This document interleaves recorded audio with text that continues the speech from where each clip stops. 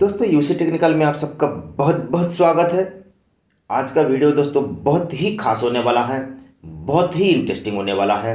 जैसे कि आप लोग थंबनेल में देखे होंगे, ये video electric and petrol both scooty का ये एक तो कंपैरिजन वीडियो है। यहाँ पर दोस्तों बोथ स्कूटी का एडवांटेज एंड डिसएडवांटेज को बारीकी से समझेंगे और हर एक चीज़ को दोस्तों मैं यहाँ पर कवर करने के लिए कोशिश किया हूँ। हर एक merit point and demerits point दोनों को अच्छा से समझेंगे, क्लियर से देखेंगे और डिसाइड करेंगे दोस्तों कि हम लोग के लिए बेस्ट कौन सा होगा और बेहतर कौन सा होगा। ठीक है दोस्तों, तो बने रहे अंत तक, वीडियो को आगे लेते हैं। मैं और एक चीज़ बताना चाहूँगा दोस्तों, मेरे चैनल में जो मैक्सिमम जो भी व्यू आता है उन्हीं में से बहुत सारे दोस्त मेरे चैनल को सब्सक्राइब नहीं किए हैं, तो मैं प्लीज़ उन्हीं से मैं ये रिक्वेस्ट करना चाहूँगा, आप लोग मेरा चैनल को सब्सक्राइब कर लीजिए दोस्तों और बेल आइकन को क्लिक करना मत भूलिए, क्योंकि एक वीडियो बनाने के लिए हमको बहुत कुछ मेहनत करना पड़ता है। तो फर्स्ट पॉइंट में समझते हैं दोस्तों, बोथ व्हीकल का कॉस्ट क्या आता है। ठीक है, तो जैसे कि हम सभी को पता है दोस्तों, कोई भी अगर पेट्रोल स्कूटी लेते हैं, जैसे कि टीवीएस का हो गया, होंडा का हो गया, या हीरो का हो गया, या यामाहा का हो गया, नॉर्मल उसका जो प्राइस स्टार्ट होता है वो 80,000 से लेके ये 1,10,000 या 1,20,000 इसी रेंज में ये आ जाता है। ठीक है, तो ठीक ऐसे ही अगर कोई अच्छा परफॉर्मेंस देने वाला अच्छा ब्रांड का अगर हम लोग इलेक्ट्रिक स्कूटी लेते हैं, जैसे कि ओकिनावा हो गया, टीवीएस iQube हो गया, या ओला हो गया, ये सब का जो मिनिमम प्राइस स्टार्ट होता है ये 1 लाख से लेके 1,50,000 60,000 कुछ ऐसे ही ये आता है। ठीक है दोस्तों, तो अगर कॉस्ट कंपैरिजन अगर देखेंगे दोस्तों, पेट्रोल स्कूटी का कंपेयर में इलेक्ट्रिक स्कूटी का जो रेंज है, इसका जो कॉस्ट है ये थोड़ा ज़्यादा है। तो सेकेंड पॉइंट में दोस्तों बोथ स्कूटी का परफॉर्मेंस को देखेंगे। ठीक है, फ्यूल एंड चार्जिंग इसको देखेंगे। तो कोई भी अगर पेट्रोल स्कूटी को दोस्तों एक बार उसका फ्यूल टैंक को हम फुल करके इसको नॉन स्टॉप चला सकते हैं जब तक उसका फ्यूल टैंक एम्प्टी ना हो। अगर उसको रिफिल करने के लिए हम लोग चाहेंगे तो हर 1 किलोमीटर में आपको फ्यूल टैंक मिल जाता है, पेट्रोल टैंक। ठीक है, ठीक ऐसे ही दोस्तों अगर कोई भी इलेक्ट्रिक स्कूटी का अगर परफॉर्मेंस देखेंगे, तो जैसे कि मैं बताया, ओला, ओकिनावा या फिर टीवीएस, ये सब का जो सिंगल चार्ज में जो रेंज रहता है ये 100 किलोमीटर से लेके 150 किलोमीटर तक रेंज रहता है। तो इसी रेंज का बीच में हम लोग इसको नॉन स्टॉप ड्राइव कर सकते हैं दोस्तों। ठीक है, तो ठीक है दोस्तों, तीसरा पॉइंट का तरफ चलते हैं। यहाँ देखेंगे बोथ स्कूटी का operation cost and maintenance cost. ठीक है, तो जैसे कि पेट्रोल का कोई स्कूटी हो या बाइक हो, उसका जो पर लीटर में जो रनिंग का एवरेज निकल के आता है ये लगभग 50 किलोमीटर रहता है। तो ठीक है, तो अभी हम लोग 50 किलोमीटर का हिसाब से इसको कैलकुलेशन करेंगे। जैसे कि पर लीटर ये 50 किलोमीटर रनिंग होता है, तो इसका जो कॉस्ट निकल के आता है ये अभी का प्राइस का हिसाब से 105 रुपीज़। ठीक है, तो उसी हिसाब से अगर हम लोग 1 महीना का अगर रनिंग देखते हैं, जैसे कि पर डे का रनिंग अगर 50 किलोमीटर होता है, तो 1 महीना का जो रनिंग होगा वो हो गया 1500 किलोमीटर। और 1500 किलोमीटर रनिंग के लिए हमको जो पेट्रोल का रिक्वायरमेंट है वो लगेगा 30 लीटर पेट्रोल। ठीक है, तो 30 लीटर पेट्रोल का जो लगभग प्राइस का कैलकुलेशन निकल के आता है ये हो गया 3,150 रुपीज़, यानी 3150 रुपया ये निकल के आता है। उसी हिसाब से अगर 1 साल का रनिंग देखते हैं, तो 1 साल में हम लोग का जो रनिंग हो जाएगा ये 18,000 किलोमीटर हो जाएगा। तो 18,000 किलोमीटर को कवर करने के लिए हमको 360 लीटर पेट्रोल का रिक्वायरमेंट होगा।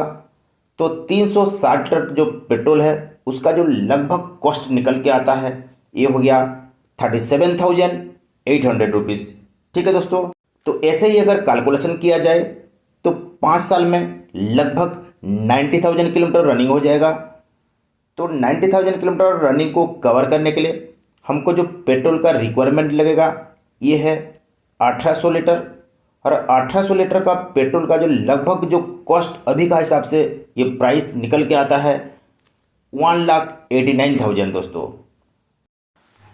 तो अभी देखते हैं दोस्तों इलेक्ट्रिक स्कूटी का कॉस्ट क्या निकल के आता है। ठीक है, तो जैसे कि मैं पहले से बताया था, ये ओला हो गया, ओकिनामा हो गया, यहाँ पे टीवीएस का हो गया, ये सब स्कूटी का जो सिंगल चार्ज में जो रेंज रहता है ये 100 किलोमीटर से लेके 150 किलोमीटर तक ये रहता है।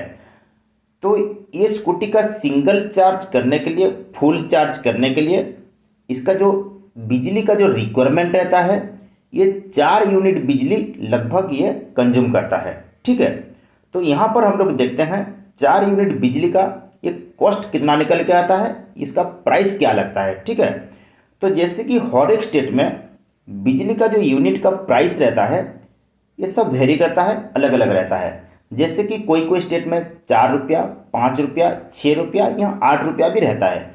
तो हम इसको बीच में रखते हैं, 6 रुपया मान के हम इसको कैलकुलेशन करते हैं। ठीक है, अगर पर यूनिट 6 रुपया होता है तो 4 यूनिट के लिए हमको 24 रुपीज़ ये लगता है, यानी 24 रुपया ये लगेगा। तो 24 रुपया ये जो है ये 4 यूनिट बिजली के लिए ये 100 किलोमीटर रनिंग का इसका रेंज रहता है। तो हमको जो कैलकुलेशन करना है 50 किलोमीटर के लिए, तो 50 किलोमीटर के लिए कैलकुलेशन करेंगे तो हमारा जो इलेक्ट्रिक कॉस्ट आता है 24 rupees divided 2 equal to 12 rupees, यानी 12 रुपया लगेगा 50 किलोमीटर रनिंग करने के लिए। ओके दोस्तों, तो 50 किलोमीटर रनिंग का जो कॉस्ट निकल के आता है फाइनली वो हो गया 12 रुपीज़। तो जहाँ पर पेट्रोल में 50 किलोमीटर रनिंग के लिए 105 रुपीज़ लग रहा था, यहाँ पर हमको 12 रुपीज़ लग रहा है। ठीक है, तो जैसे कि पेट्रोल स्कूटी में एक महीना के लिए 3,150 रुपीज़ कॉस्ट निकल के आया था, यहाँ पर इलेक्ट्रिक स्कूटी में एक महीना का जो कॉस्ट निकल के आता है ये हो गया 360 रुपीज़, यानी कि 360 रुपया। तो साल में अगर देखा जाए पेट्रोल स्कूटी का जो कॉस्ट निकल के आया था वो था 37,800 रुपीज़।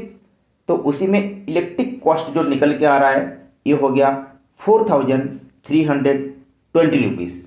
ठीक है दोस्तों, तो ठीक वैसे ही 5 साल का अगर देखा जाए तो जैसे कि पेट्रोल स्कूटी का जो कॉस्ट निकल के आया था वो था 1,89,000, तो इलेक्ट्रिक स्कूटी का जो कॉस्ट निकल के आ रहा है ये है 21,600 रुपीज़।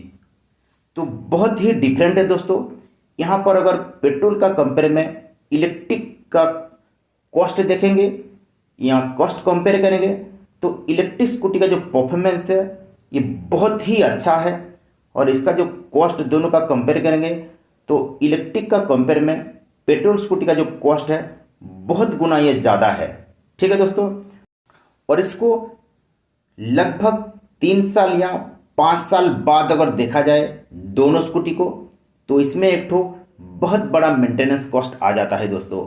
जैसे कि कोई भी बैटरी स्कूटी का जो उसका वारंटी रहता है या गारंटी रहता है ये लगभग 3 साल से 5 साल तक रहता है। तो उसी हिसाब से अगर देखा जाए तो 5 साल बाद अगर बैटरी चेंज करते हैं तो बैटरी का जो कॉस्ट निकल के आता है ये मिनिमम 50,000 से लेके ये 80,000 तक ये लगभग लग जाता है दोस्तों।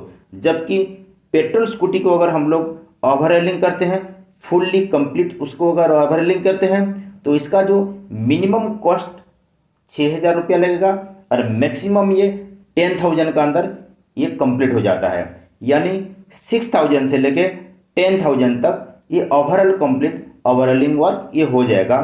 और ये दोनों का मैं कॉस्ट कंपेयर कर दिया हूँ दोस्तों।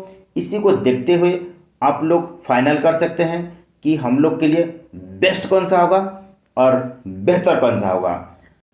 तो ठीक है दोस्तों, मैं फाइनली और एक बार ये बात बताना चाहूँगा, अगर आप मेरा चैनल में नया है तो प्लीज़ आप चैनल को सब्सक्राइब कर लीजिए और बेल आइकन को ऑल में क्लिक कीजिए और शेयर कीजिए और कमेंट्स कीजिए दोस्तों। जय हिंद।